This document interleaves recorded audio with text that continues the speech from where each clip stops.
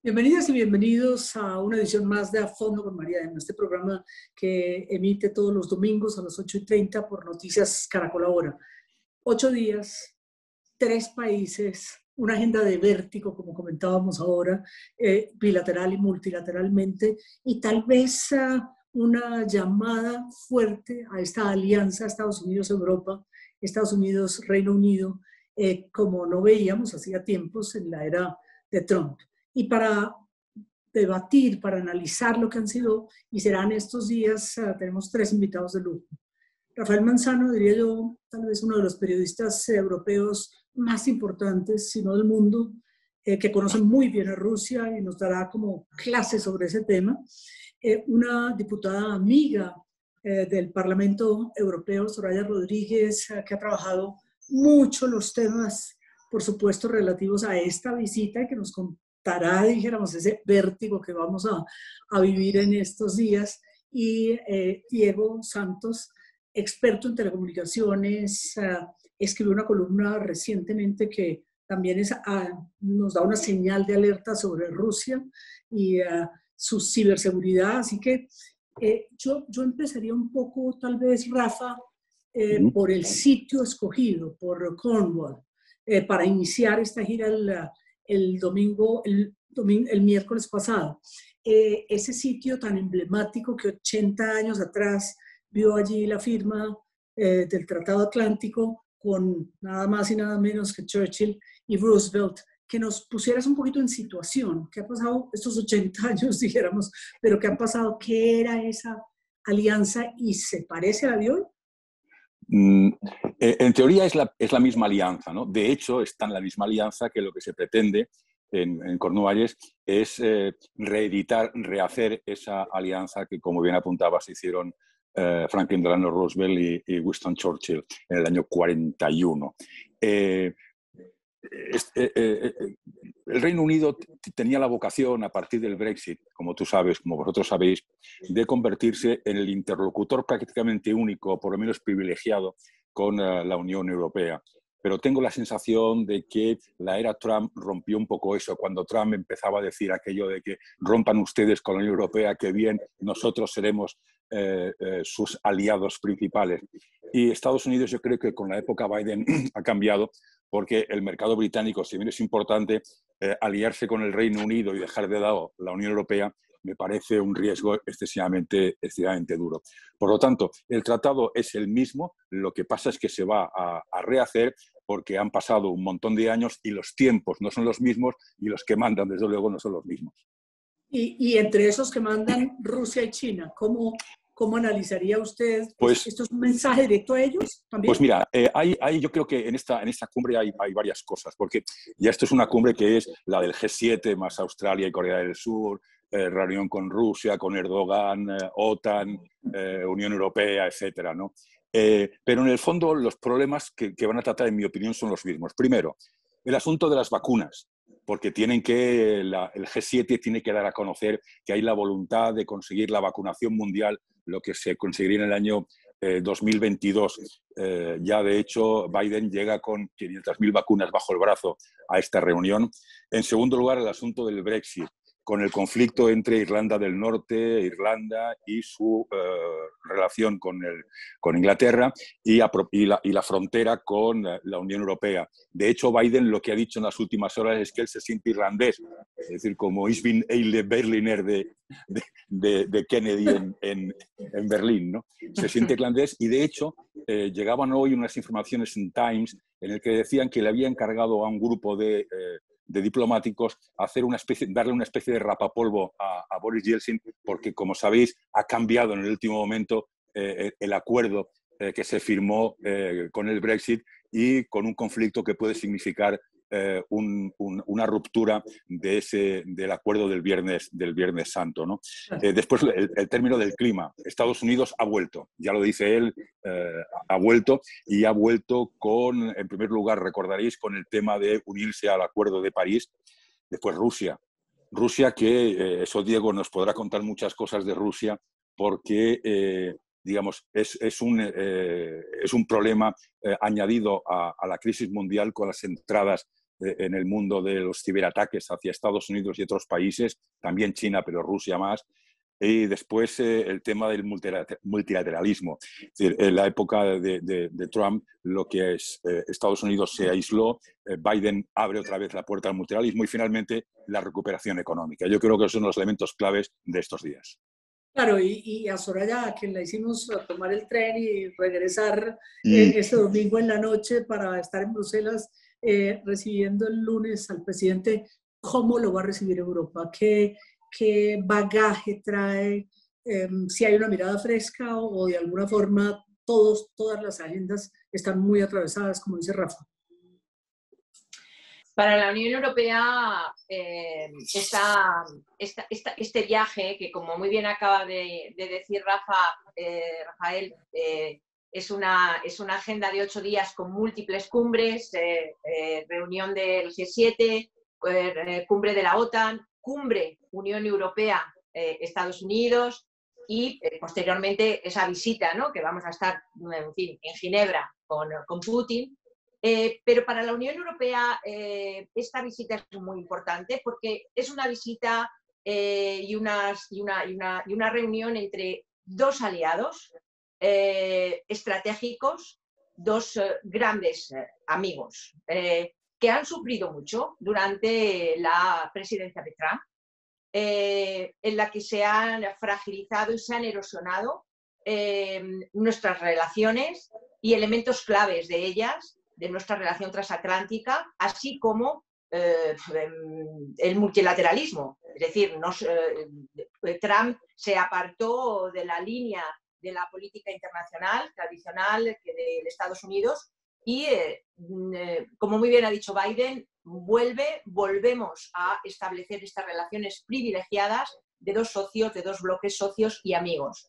Hay un elemento además muy importante. Biden ha dicho que tenemos que reforzar las democracias y se ha hablado también de organizar una cumbre mundial de las democracias, y creo que en este contexto y en esta dialéctica también es muy importante ver esta agenda, ¿no?, política de Biden, y desde luego la Unión Europea está en esta disposición, en un momento de controversia entre autocracias y democracias, entre declaraciones de China, de Putin, de la era de las democracias está en declive. No es así. Es decir, las democracias liberales estamos fuertes, tenemos que hacer estrategias y alianzas a nivel internacional, y creo que este es un elemento importante de esta cumbre. Luego hay, como muy bien se acaba de decir, temas que desde luego van a estar en la agenda, como es la vacunación, el COVID-19, cómo hacer frente a las consecuencias sociales y económicas mundiales que han tenido y tienen, desgraciadamente, esta pandemia, que aún no hemos acabado con ella. Y luego va a haber otros temas muy importantes en la agenda desde el punto de vista geopolítico que se van a ver en la cumbre Unión Europea y Estados Unidos, e indudablemente también en esa agenda bilateral con Putin. Una cosa es lo que Rusia quiere ver con Estados Unidos y otra cosa es de lo que estoy convencida Estados Unidos quiere hablar con Rusia. Va a estar encima de la mesa la agenda de derechos humanos. Recientemente, es decir, nuevas sanciones a Estados Unidos con el tema de derechos humanos y con la crisis de Navalny. Va a estar encima de la mesa los ciberataques, va a estar encima de la mesa las interferencias, las fake news, y desde luego va a estar encima de la mesa también de ambas cumbres la situación de Ucrania, del este de Ucrania. Va a estar Crimea, 6 años ya, no vamos desde luego a dar por buena una anexión ilegal, ni mucho menos. Y también creo que va a estar, desde luego, encima de la mesa Bielorrusia, donde efectivamente, bueno, los últimos acontecimientos, como sabéis, de desviar un avión europeo con ciudadanos europeos en espacio aéreo europeo para, utilizando una falsa amenaza terrorista, detener a un activista bielorruso, pone de manifiesto que la seguridad de Europa también está amenazada, que desde luego la situación de Bielorrusia tiene que dársele una salida democrática, y Putin es el último aliado del último dictador de Europa.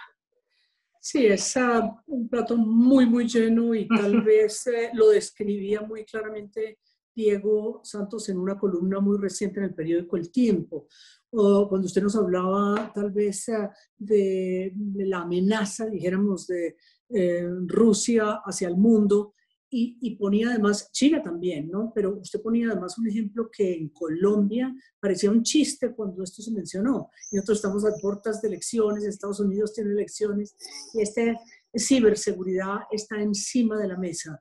Esta reunión va a ser una reunión tensa, se han conocido antes, por supuesto, como vicepresidente, pero nunca es lo mismo que llegar a ejercer y a decir lo que se tiene que decir mirándose a los ojos. ¿Cómo lo ve, Diego? ¿Qué podemos esperar de esto? Es que la situación de los ciberataques o de la interferencia en las elecciones es reciente. O por lo menos a la escala en la que lo estamos viendo ahorita. Rusia se empezó a meter en las elecciones estadounidenses en el 2018. Obviamente cuando en el 2018 se sentaron Donald Trump en el 2016, perdón, cuando Donald Trump se sienta con Putin en el 2018, ahí no pasó absolutamente nada. Trump fue sumamente flojo y débil con los rusos. Ahora la dinámica ha cambiado porque pues en los últimos meses ha habido bastantes ataques por parte de los rusos contra infraestructura norteamericana.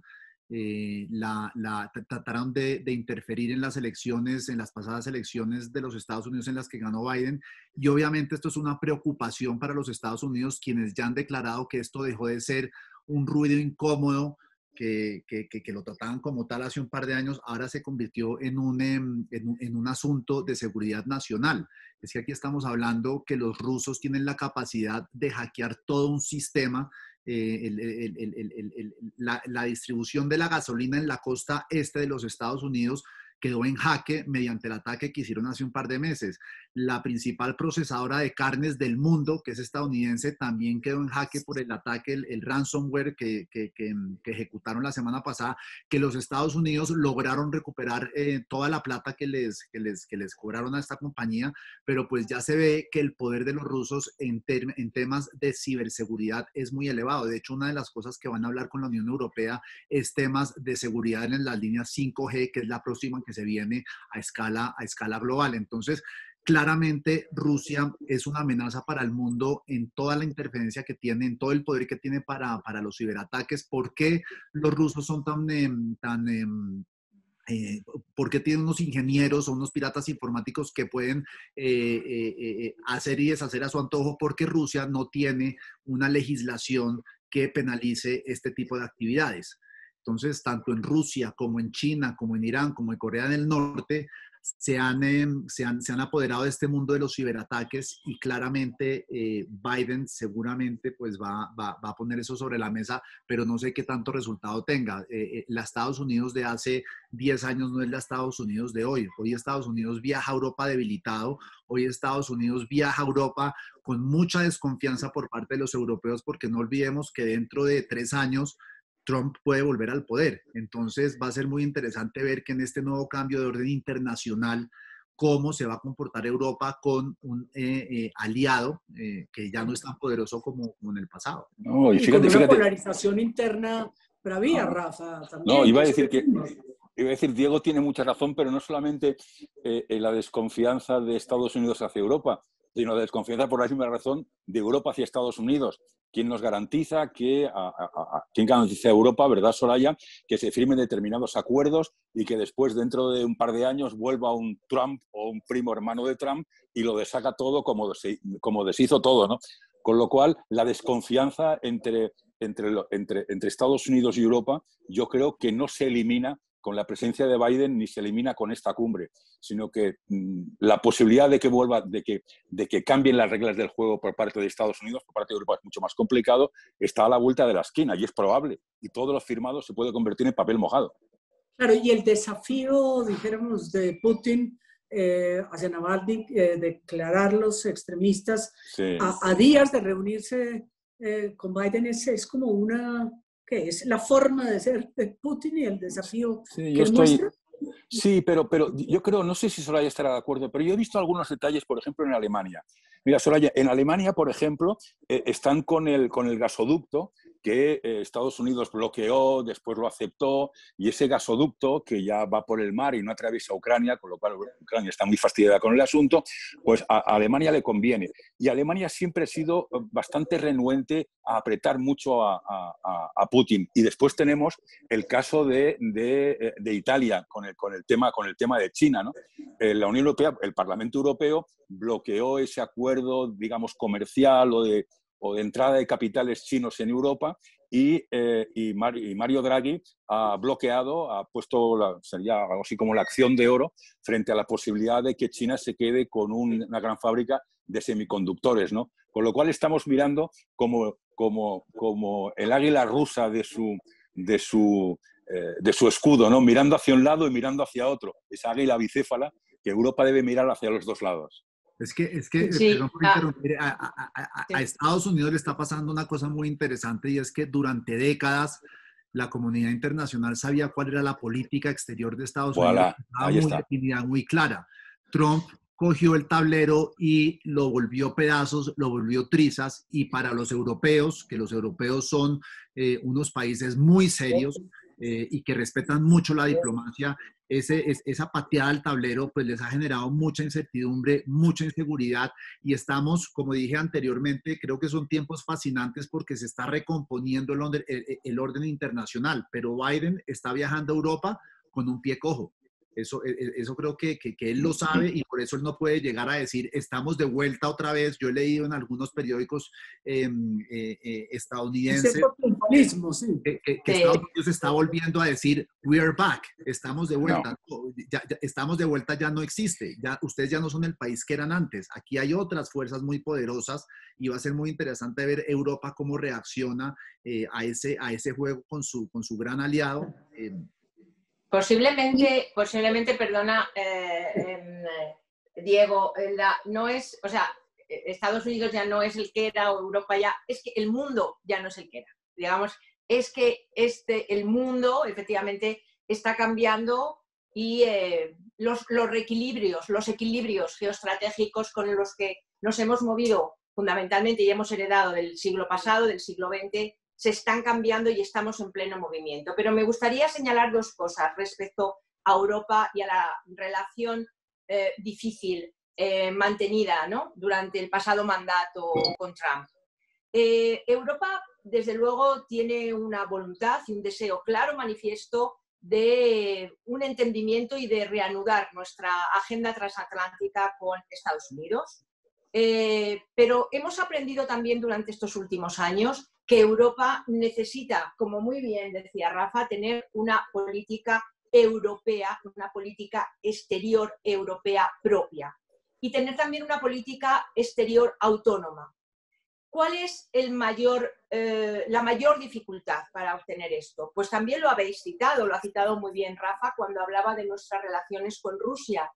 Necesitamos trabajar mucho más para tener una voz única y trabajar a través de la adopción de decisiones en el Consejo Europeo, alejados de una unanimidad y a través de unas mayorías cualificadas, que nos permitan adoptar decisiones que representen la voluntad mayoritaria, adoptarlas más rápidamente y responder.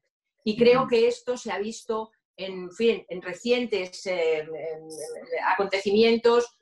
Tenemos cerca la última visita, ¿no?, del alto representante a Rusia, que fue efectivamente una visita que mereció luego una respuesta rápida de la Unión Europea, porque no era de recibo que mientras estábamos denunciando la situación de Navalny, de los derechos humanos en Rusia, se expulsaran a diplomáticos europeos del país. Quiero decir, fue un acto claramente hostil, de fractura con unas relaciones normales. Europa tiene que responder. Y creo que esto sí que se ha aprendido en los pasados años.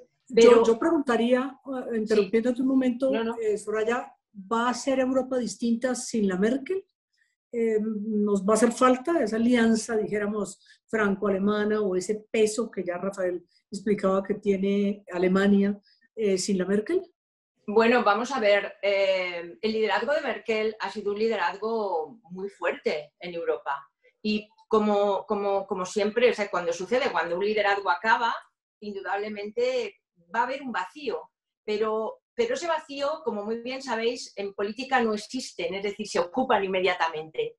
Pero yo creo que la relación franco-alemana va a seguir, es decir, pero indudablemente la ausencia de Merkel en un primer momento sí que se va a notar. Merkel ha ocupado muchísimo espacio, pero bueno, Alemania indudablemente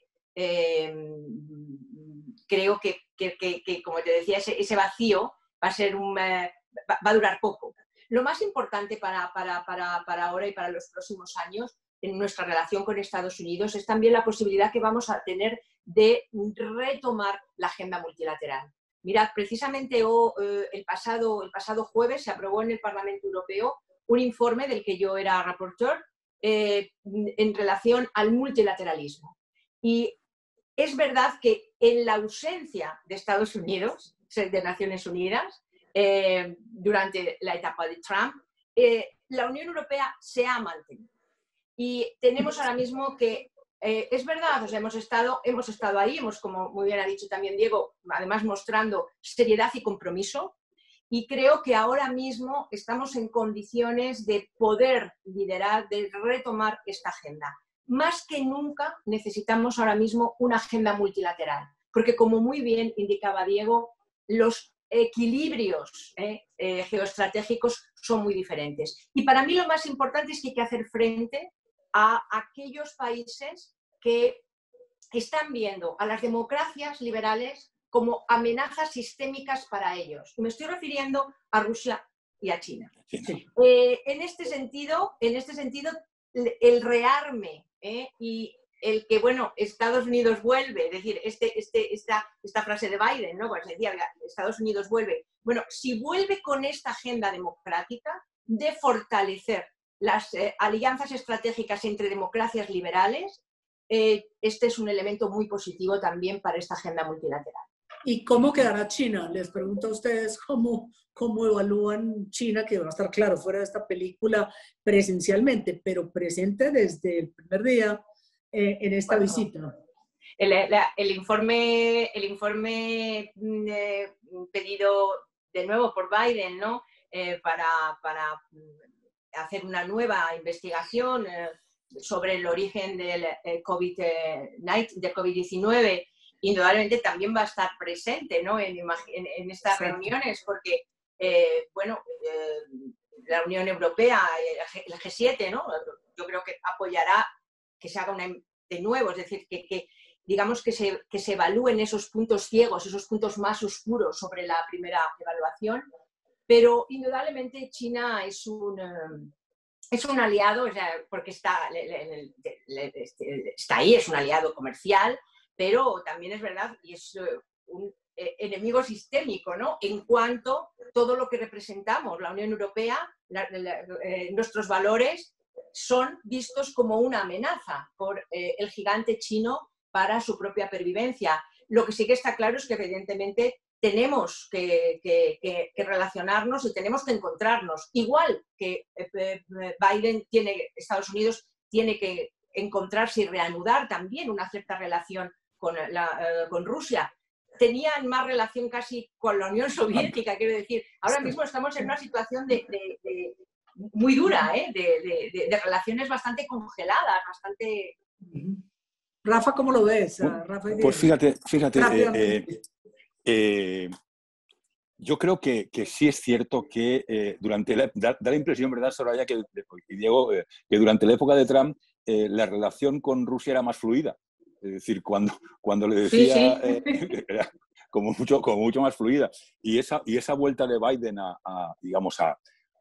lo anterior, Biden no será Obama, pero, digamos, vuelve al anterior a establecer una línea de conexión, a hablar de las armas estratégicas, el tratado START, etcétera, que a mí me parece muy interesante. Lo que pasa es que Rusia tiene un líder que es Vladimir Putin, que lo que ha conseguido es una cosa, para los que hemos vivido durante un tiempo en la Unión Soviética, después en Rusia, dio a los rusos la capacidad de volverse a sentir un país imperial, un imperio. Les devolvió el orgullo. Y por eso es un tipo que es, digamos, normalmente muy aceptado a pesar de los últimos, internamente. digamos, internamente. Es lo contrario que Gorbachov. Gorbachov era amado en el exterior y odiado en el interior. Yo tengo la impresión de que Putin, dentro, a pesar de las cosas que está haciendo últimamente, es un tipo que ha devuelto a los rusos el orgullo de ser ruso. Pensar que en determinado momento Rusia se levantó siendo una gran potencia, se acostó siendo una gran potencia la Unión Soviética y al día siguiente se desayunó con las salchichas que los alemanes les enviaban para que puedan subsistir, ¿no? Y eso es, a mí me parece un elemento a valorar. Por eso, cuando ocupa Crimea, que es el único lugar que tiene en la flota del Mar Negro con salida a aguas calientes, porque el resto está en Murmansk, digamos, Rusia cree que eso es fundamental. Y Diego, una palabrita, porque antes quisiera, de esa versión de China, una palabrita final sobre América Latina. ¿Vamos a volver a figurar en el mapa de Europa o de Estados Unidos? Eso es lo que yo quería decir, porque cuando Rafa estaba mencionando los temas que se van a tratar en la reunión de la Unión Europea con Inglaterra, con la OTAN, sorprende que no se esté entendiendo que América Latina está virando hacia unos gobiernos que están más del lado autocrático, más pegados al pensamiento ruso y chino, y eso se está obviando. De hecho, creo que Biden apenas ha sostenido una o dos conversaciones con los líderes de América Latina, de Sudamérica. No ha hablado con el presidente de Colombia, por ejemplo. Pero entonces yo creo que eso tendría que estar sobre la agenda cuando se hable con la Unión Europea. Bueno, ¿qué vamos a hacer con una posición geográficamente tan interesante, tan importante como América Latina? África, yo hice un estudio de las veces que Trump viajó a África versus las veces que los mandatarios chinos han viajado a África en los últimos 5 años. Color. Y creo que es de 5-1. Creo Sí. que han sido como 200 viajes de los chinos a África que están colonizando África y Trump viajó apenas una vez y creo que no viajó. Entonces, las inversiones notables, las inversiones que están haciendo en África, en América Latina y en los puertos del Mediterráneo, los chinos son brutales. Y entonces, bueno, de hecho el metro de Bogotá está siendo construido por chinos, para empezar. Bueno, por lo menos tendréis metro. Pareciera, sí. Para Europa me parece que es muy importante que ellos también sepan la importancia, y España, por ejemplo, la importancia que tiene América Latina, no solamente para Estados Unidos, sino para Europa también, y lo están dejando ir a que sean territorio chino y ruso. Mira, el alto muy representante... brevemente para cerrar. Perdona, no, que quería decir que el alto representante, Josep Borrell, siempre que se refiere a la agenda transatlántica, cómo tenemos que recuperarla, dice, pero con Estados Unidos y con América Latina. Y la Unión Europea pierde una gran oportunidad, una oportunidad no solamente económica, social, cultural, sino política, ahora que estamos hablando de agenda y de papel geoestratégico político importante, en no estrechar, en no mirar mucho más a estas alianzas políticas estratégicas con América Latina. Como sabéis, el acuerdo con Mercosur, por ejemplo, que es una cosa ¿qué pasa con los impensable? Tenemos que firmar esos tratados comerciales, no podemos estar diciendo que tenemos un gran interés y dejar continuamente aplazar, meter debajo de la alfombra. No solamente, Mercosur, hay que firmarlo ya, hay que acabarlo. Tenemos que seguir adelante con la revisión y los tratados de nueva generación, el tratado comercial con Chile, la renovación del tratado con Chile, con México. Y mirad, esta es una gran batalla que tenemos los eurodiputados españoles, que continuamente estamos llamando la atención de la importancia de estrechar esta agenda con América Latina, que es bueno indudablemente para América Latina, pero fortalece muchísimo a la Unión Europea. Más allá... Rafa, me imagino lo mismo, ¿no? Como esa visión yo oí mencionar el miércoles en la rueda de prensa con Pfizer, del presidente, donde anuncia su donación de 500 millones de dosis. Por primera vez dice América Latina primero, África y Asia, pero por el plan COVAX, muy poco. Sí, sí, y Soraya tiene razón. Desde hace mucho tiempo Europa está dándole la espalda a América Latina. Y es curioso porque además España siempre hemos dicho que los españoles, España tenía que ser el puente entre América Latina y la Unión Europea. Y yo creo que desde hace mucho tiempo ese puente lo hemos dinamitado. No sé si por un sentido de que ya somos europeos, ya no somos latinos, pero a mí me parece que eso es fundamental. Y en cuanto a Mercosur, es ahora que pedirle explicaciones a Macron, que son los franceses los que dicen, oiga, no fastidiemos.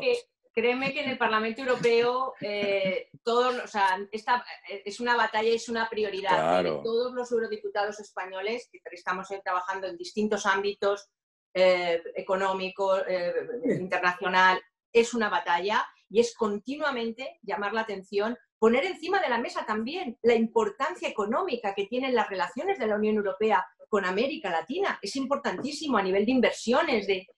Y mira, una sola cosa quiero decir, que hemos hablado mucho de vacunas y en fin, el anuncio que trae Biden, que ha dicho que trae un anuncio y tal. Y yo solo quiero también decir una cosa, que el gran exportador de vacunas ha sido la Unión Europea. Estados Unidos cerró sus fronteras, no salió una sola dosis. 270 millones de dosis han salido de la Unión Europea. Sí, todos llegan con algo debajo del brazo, que yo creo que eso que dice Soraya es interesante, pero volviendo a nuestra realidad, en marzo del año entrante estaremos en elecciones legislativas y en mayo presidenciales. ¿Le da a usted susto seriamente que vamos a tener a Rusia por ahí metida? Pues Rusia, a través de los venezolanos, desde luego. Ha habido reportes interesantes en la prensa colombiana, pero pues no se les ha dado no se les ha prestado interés porque se cree que es una estrategia de desvío de los problemas que estamos teniendo aquí en Colombia, pero sin lugar a dudas no me cabe duda alguna que los rusos van a tratar de meterse en las elecciones de Colombia. Para que salga ganador quién, no tengo ni idea, pero que van a estar presentes seguramente. Pues bueno, con esas palabras vamos a ver cómo se concluye esta importantísima primera gira internacional del presidente Joe Biden de los Estados Unidos. Gracias, Soraya Rodríguez, eurodiputada. Buena suerte en estas cumbres que usted va a tener. Rafael, gracias, Manzano, como siempre con sus... yo creo que su sabiduría que tanto nos ha ayudado en estos años, no solo en la W, sino aquí en sus conceptos, y por supuesto a Diego Santos, que esté ahí pendiente porque lo vamos a necesitar mucho el próximo año. Así que a los tres, muchísimas gracias por acompañarnos. Muchas gracias a ti, ha sido un placer. Y por supuesto, en 8 días estaremos en A Fondo con María Emma, de Noticias Caracol Ahora, 8:30 domingos. Muchas gracias.